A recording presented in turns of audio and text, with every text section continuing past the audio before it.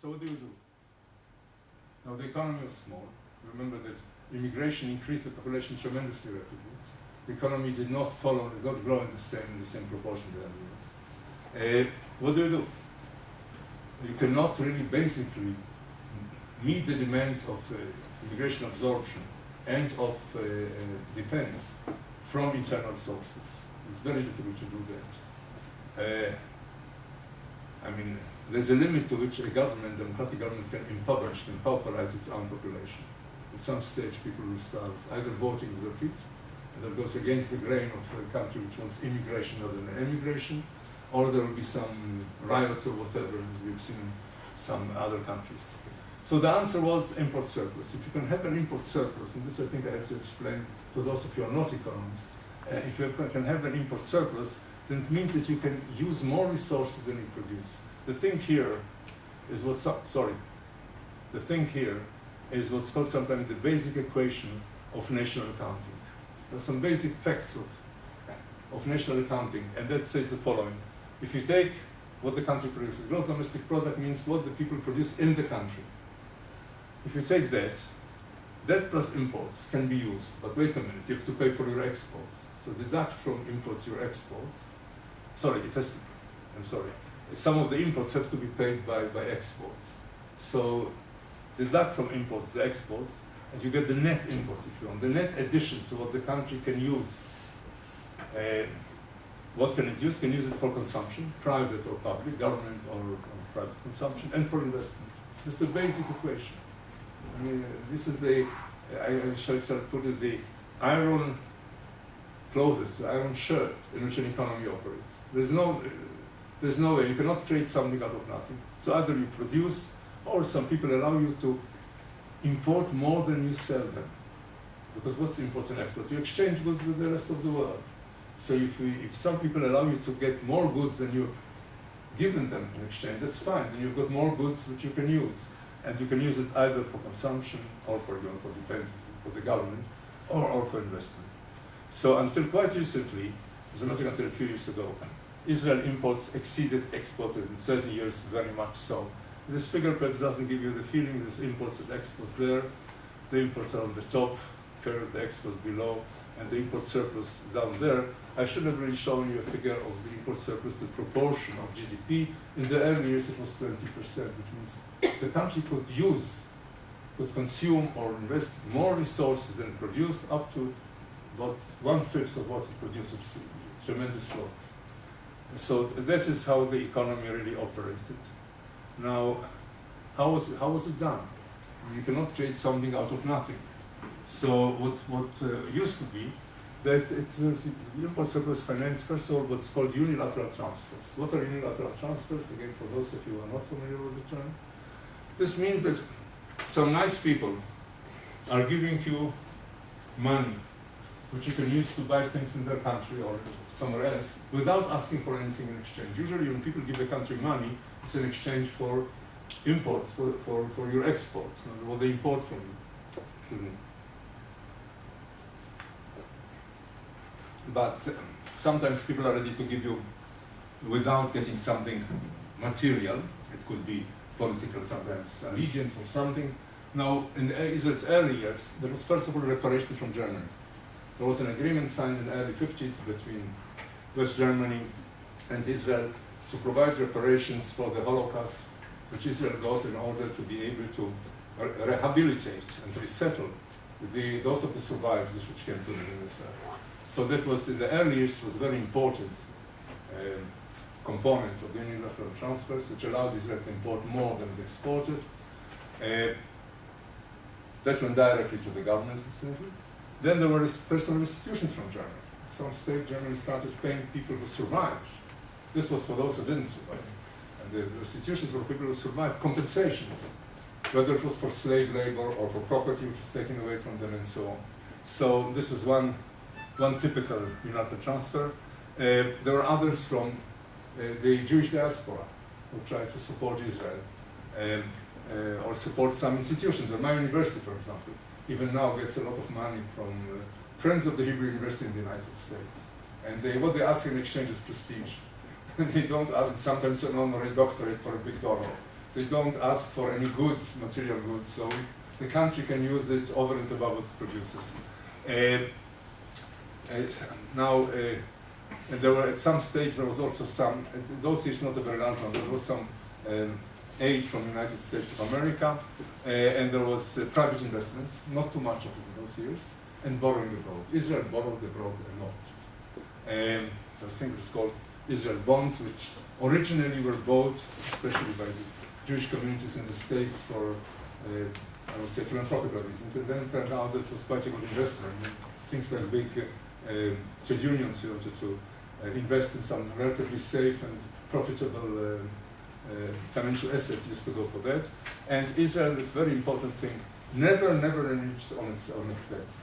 It never came to a situation which some very respectable country in the world did in the last years, saying we cannot pay our debts, we need help, we cannot pay it.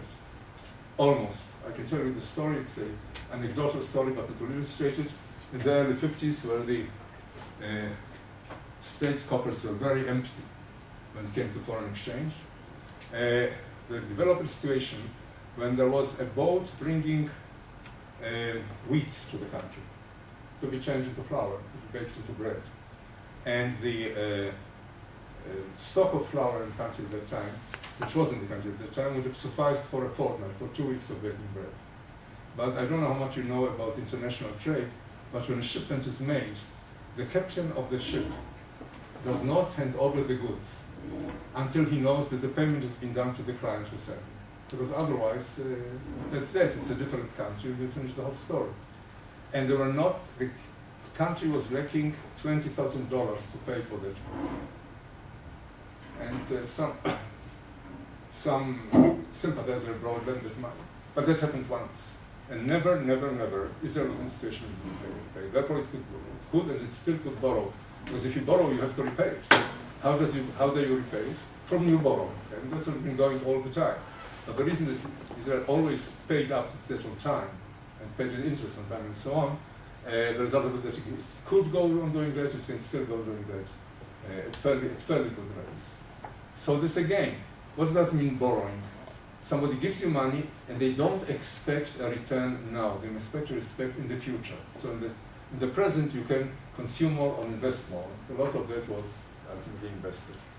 So that, as I said, allowed diverting resources to investment, which is very important, because when you've got all this mass increase in population, you have to find a way to increase output. So that's what it allowed, and it provided the basis for economic growth. And let me now show you the economic growth. This shows you two graphs. One is, the dark one, is GDP per capita, gross domestic product per capita, which grew very, very rapidly. If you take 1950 as 100, it's the first year that we got the tangible figures on GDP results. Then by 2009, which for some reason, I don't know, I'm not very good at preparing PowerPoints, my computer didn't like the 2009. It only worked in full decades, but the last figure there is 2009. It was almost 6 times larger in real terms, and then it was in 1950. That's a very rapid increase on GDP per head. It works out something like 3% per annum, which is quite a lot. And then you have, I might have been mistaken, I think that's correct, that's 3% per annum. But I hope I didn't I'm not misleading you. I hope I'm not misleading you. Anyhow, so this was one thing. The other thing is, if you look at the other curve, which is really interesting, is the business sector GDP. Because you see, the GDP includes also government. Now you can be cynical, or really take a view saying, well, what means government? Government spends money, which it creates. So the real goods have to come from the rest of the economy, from the business sector. It's sort of physiocratic attitude. What really matters is the production of the private sector, and the rest is just lives off it, really, in a way. So if you look at that, you can see that increased more rapidly. It is not higher. It cannot be higher than the GDP per person. It has to be lower.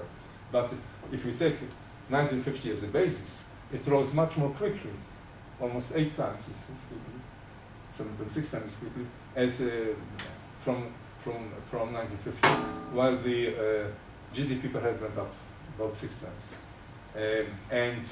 This means that more and more of the output was goods and services produced for the market, and not just the government spending more money or something of this sort.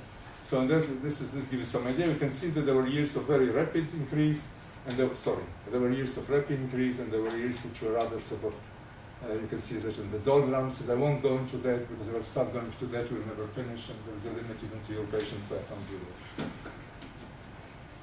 So, on the whole, now, if you look at the literature, you will find a lot of complaints about misinvestments and so on, which most of them are really true. But altogether, the country made a good use of this import surplus. And if you look at the 60 years, so as I said, there was this 3% per annum increase over 60 years, sustained growth. There were years of slower growth, years of more rapid growth, but altogether, the first 25 years until the Yom Kippur War of 1973, the annual rate is 5.4%. It's extremely rapid. It's extremely rapid, the GDP per head. In the last 20 years, it was sort of less than 2. The surprising thing is that in the 1990 to 99 decade, which as I mentioned before, there was an increase of population of 100 million immigrants on top of the natural increase. Nevertheless, the country's GDP per head grew by 2.4% per annum, which is a tremendous achievement, considering that you had to absorb 1 million people in a society which was less than 60 million at the time. Now, something about, before I go on, if there are any questions here, stop me about what I said, because I'm going to move to a slightly different topic. All right? Yeah. So. Was there? Here. Yes. Here. Yes, please. You said. I'm sorry. Why do you say? Are you sitting in the darkness? So somebody realize that? Because I know that when I sit in such a situation, I fall asleep. Yeah. Ask the question, please. I just wanted to ask that you said Germany. No, not here. Only there. Can you do that? This I can also do. It doesn't work like that. Huh? Yes. Is it alright? All right. Yeah. So you said Germany paid reparations to Israel, and that was an important factor in the economic growth. But Israel, as a country, was not affected directly. So how did the reparations, which were supposed to be paid to the people? I'll tell you in a moment. No, sorry, two different things. Reparations is one thing, private institutions another thing. Mm-hmm. Reparations went to the government, and the notion was that this government did a lot in order to absorb victims of the Holocaust, and this is really to compensate the government for its costs. Private restitution went to individuals directly. The first one went to the government. The idea was that the government is using its resources to provide housing, to provide employment, and so on. And that's the German's republic, post-war republic, share in doing that because of the Holocaust. It was not personal. The personal were the personal institutions, which over the years, incidentally, greatly exceeded the original reparations figures.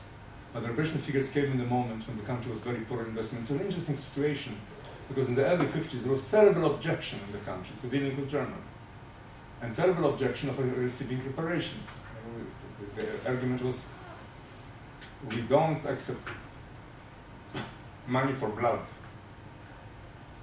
And it was Mr. Ben-Gurion's decision to do it, which I think, to a considerable extent, was crucial in the development of the Israeli economy. Suddenly there were big resources for investment. They are small by later they standard, but at that moment this was crucial.